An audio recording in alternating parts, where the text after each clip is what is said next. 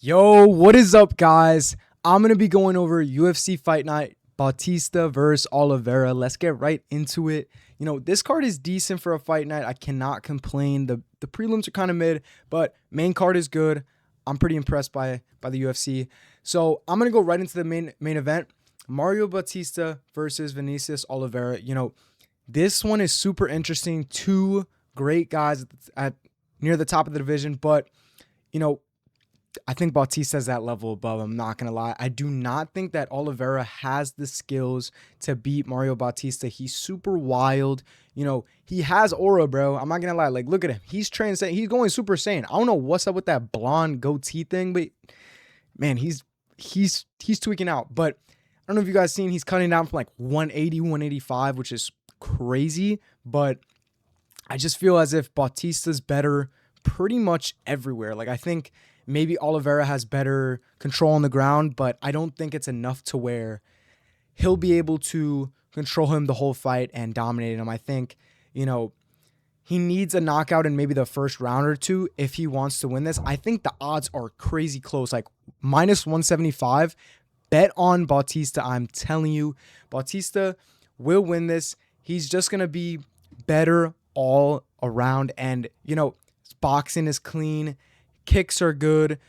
I do think he needs to stay out of the southpaw stance. I've seen against, when he versus Patchy Mix, bro. And I don't even want to talk about Patchy Mix, bro. Rest in peace, Patchy Mix, bro. He's cooked. But, when he versus Patchy Mix, he was doing really well in conventional. And then he switched to southpaw and Patchy Mix had some moments. I think if Bautista does that again, he might be able to get caught by Oliveira. But if he stays in conventional and just, uses his jab, uses his kicks, and just controls distance, he's very quick. That's one thing about Bautista. I don't think he's at the highest level with like Umar and Piotr Jan, but he's just that half step under. And I really think, he'll be able to not fully dominate. I feel like he doesn't separate himself against competition as much. But if you look at the guys he's fought much better strikers than Oliveira has fought, and he's had very good fights with them. Obviously the win against Jose Aldo, he did hold him up against the cage, and bro, we want him to get slimed out for that one. But let's be honest, guys, like he wasn't doing terrible in the striking against Jose Aldo, and we know Aldo is top tier striking, even at that point of which he was like, I think 35 or whatever age he was, or 37. But, I just feel, and even against Umar, people like to underrate Umar's striking, but his striking is incredible. He moves very well. His kicks are very good. Everything is good. He has some defensive mistakes, and that's why Bautista was able to hit him with the head kick. But other than that, I just feel Bautista's really high level pretty much everywhere in the striking, and wrestling's good. Was able to not get submitted by Umar. I think, he's probably been working on his wrestling a lot more and working on not getting controlled. And the thing with Oliver is like, yeah, he's a big bantamweight, but you know, Bautista's not small and he's quick. He kind of has all the intangibles. It's not like he lacks anywhere.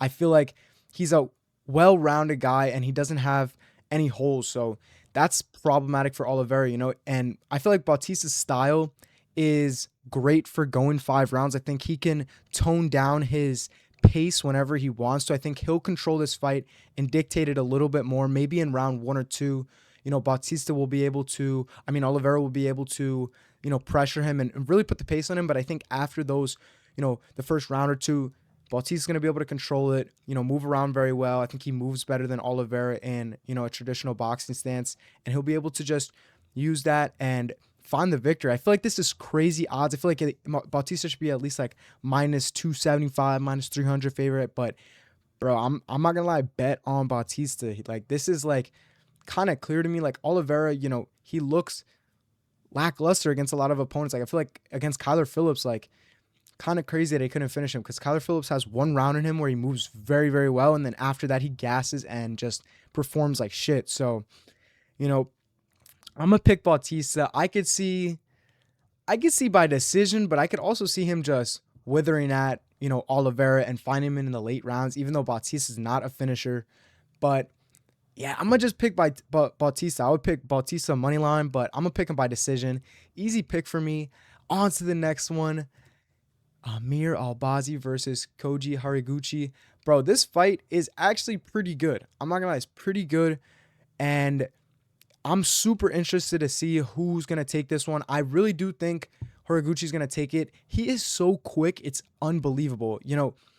He's even small for this division. Like when he went against Omabekov, he was so tiny compared to him, but his speed was too much, leg kicks were too much, and in the wrestling he showed, a great level and just dominated the fight really.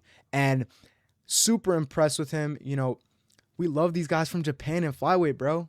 We know we got Tatsuo Taira. We know bro, this is Japan's time, bro. I'm telling you. Horiguchi is the truth, even though he's older now and, he had his run in the UFC before and lost to Demetrius Johnson. Still a great fighter. And I'm super excited to see him beat Amir Albazi because, bro, Amir Albazi does not fight. He hasn't fought since 2024, I'm pretty sure, against Brandon Moreno. And, he beat Kara France, but that was, I think, 2023 maybe. And it's just like, we need active guys. I feel like Horiguchi's going to be active. He's going to be fighting, knowing that he doesn't have as much fights left in his career, but he still moves so well. It's so impressive to see. He's like the tiniest guy, and he just bolts in and out of range really quick. Albazi, bro, I didn't know this. Amir Albazi submitted Davidson Figueiredo's brother, bro. His little brother. I don't know. I never knew that shit. I think it was in like 2022. They look exactly the same, bro. He just looks like a darker version of Figueiredo. But anyways, Horiguchi, I could just see him, just being the quicker guy on the feet.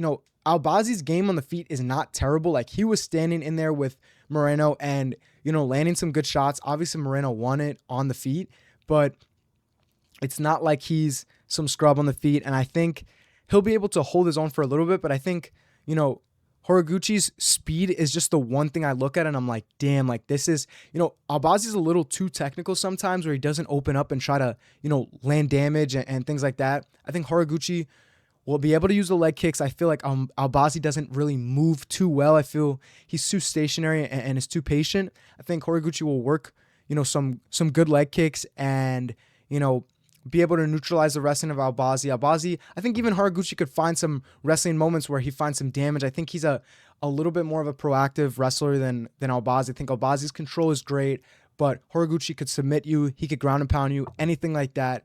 Super impressed with him. He's a great fighter. I'm going to pick Horiguchi probably by decision, bro. It's just hard to see him finding a finish just in 3 rounds. I feel like if it was 5, he could find it, but, Albazi's not a scrub, long layoff, but regardless, I think I'm going to pick Horiguchi by decision. I don't think he has the size to really find so much damage, and I don't think he's going to submit him. So I will pick Horiguchi by decision. I can see maybe a late 3rd round finish, but yeah, probably Horiguchi by decision. Jailton Almeida versus Rizwan Kuniev. This is a good fight, bro. This is a great fight. And, obviously, Rizwan Kuniev is not on the roids anymore. I know you guys have seen that in the PFL. He was on some crazy shit. He was on like some super serum shit. They had him on, bro, I think I said no adrenaline or whatever, or noradrenaline. Or he was on like some insane PEDs. And, he did beat Ferreira in the PFL, which is a good win. I'm not going to lie. Like, he's a great heavyweight.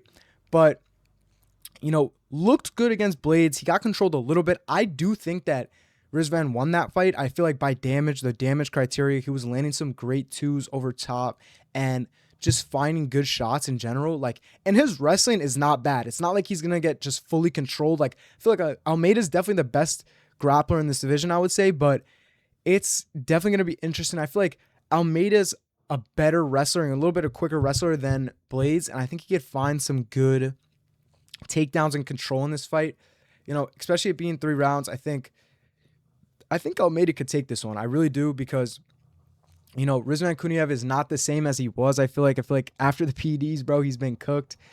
It's finally good to see 2 heavyweights that are not 265 completely. Like this is a good fight. Do not get me wrong. Like, obviously, I don't think Kuniev deserves this fight exactly because he's not even ranked and he lost technically, even though I think that was a robbery.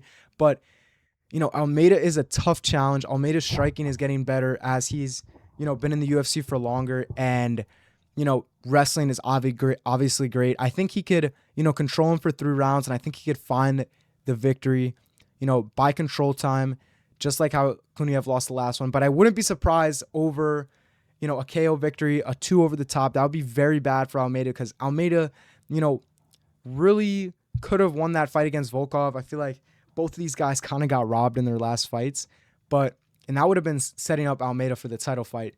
Hey, man, Almeida, this is a must-win for Almeida. I don't think he's going to really – I think he's going to implement some more damage into his, grappling as of late. He hasn't been doing it as much as he was. People forget, man. People forget. Almeida had like a 95% finish rate or something like that. And just after the Derek Lewis fight is just when he had like 23 minutes of control time. And people just started calling him boring and not a finisher. But he finishes fights. I think most of his fights are all finishes. So, yeah, it's just crazy to see. I think Almeida will take it. Decision, control time. On to the next. Michael Oleksiejczuk versus Marc-Andre Barriault. This is a great fight, honestly. Obviously, Barriault has taken a lot of damage as of recent, and it's rough. He got knocked out by Pfeiffer. He got knocked out in another bout, but pretty bad, colded. And, it's going to be a tough fight for him because Oleksiejczuk's striking is great. He has some slick stuff. He's quick, and, his straight shots are really, really good. And I do think that, Barriault is susceptible to straight shots, but I could see him, landing some good strikes. And, he landed some good strikes on Shara Bullet, but, and he had a better performance than people thought he would. He was able to hurt Shara Bullet and wrestle him a little bit. I think, he kind of needs to wrestle in this one a lot more. I feel like Oleksiejczuk, if you let him in the open space, control the fight, he'll be able to, mix together his shots and put together 1-2s, and it could be a big problem for Marc-Andre Barriault. It's going to be rough. A lot of damage taken. I think he's probably about 35 now or whatever, 34, something like that. So, a lot older, and Oleksiejczuk is a little bit younger. So I think I'm going to pick Oleksiejczuk by, don't want to say KO, but I feel like it'd be a KO. I could see like a round 2, round 3 KO, just putting together shots. Barriault does not take pressure well. If you can get him behind the black line, that's when we've seen him get knocked out or stumbled or just really struggling. I feel like his cardio is not as great if he's not able to pressure you and set his feet and walk you down. So I think if Oleksiejczuk could kind of circle out and, find some shots in the middle of the middle of the cage and hurt him with one there and then get him up against the cage, he could find the finish there. He's pretty accurate and has great finishes in the UFC. He's a great finisher and hasn't lost to, both of these guys have only lost to some great fighters, but I think I'm going to pick Oleksiejczuk to win this round 2, round 3 KO. Easy. Gene Matsumoto versus Farid Basharat. This is a great fight, bro. Both up and coming guys. Gene Matsumoto was undefeated, but he lost to Rob Font.